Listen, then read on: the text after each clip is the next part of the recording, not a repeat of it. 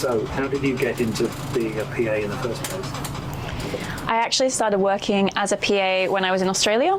I had no experience. My client's family reached out to me as they were looking for someone who had experience with horses because their daughter was a rider. So I started working with her. I really wasn't sure what I was getting myself into, but I found that I quite enjoyed it. When I moved to the UK, I started doing more care work. The agencies over here were desperate for carers, especially leading up to the pandemic and throughout the pandemic. And so I had no problem finding a job, but I did notice that the desperation for carers meant that I was just getting put with any clients, whether we were a match in personality or not.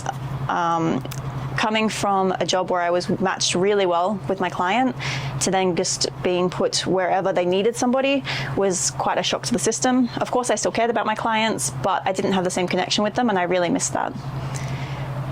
I started working for an agency that was more of an introduction agency where I could pick my clients. However, the agency was taking about 40% of what the clients were paying, and all they were doing was introducing us at the beginning, and for the rest of the year they were just making so much money off me, and it just made me feel a little bit used.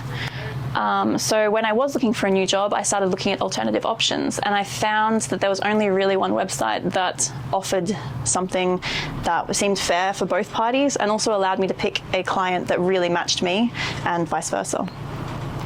So of course that website is PAPool. I signed up as I was traveling at the time, but I thought it would be a good idea to look for jobs in the future. And within a day of signing up, I already had a handful of messages from different users. One of them was Katie, because she approved my profile on the site when I signed up and she thought we'd be a good match. So we chatted a little bit and then we had an interview and we just hit it off straight away. It was really nice because I could try and find somebody that matched my personality, that matched even something as small as my sleeping schedule. You know, I didn't want to be with a client who wanted to get up at 6 o'clock in the morning because I'm a bit of a night owl. So just being able to find somebody who even liked the same food as me and who'd had a passion for travel, it honestly makes the working relationship so much more meaningful. What would you say to PAs looking for clients who might be using other platforms and are thinking of giving PAPool a go? I know how scary it can be to step away from the agencies because they do give you that kind of security, a mediator, you know, someone to help you out if you get stuck or if you have any problems. You know, it's a bit of extra support, but honestly, it's absolutely worth a shot. Since I left the agencies, I absolutely would not go back. I'm earning more money, I have more freedom, I have more flexibility, and I really get to work in environments that suit me instead of just being put wherever they need somebody at the time. So what single thing could PAs do to spread the word to others about PAPool?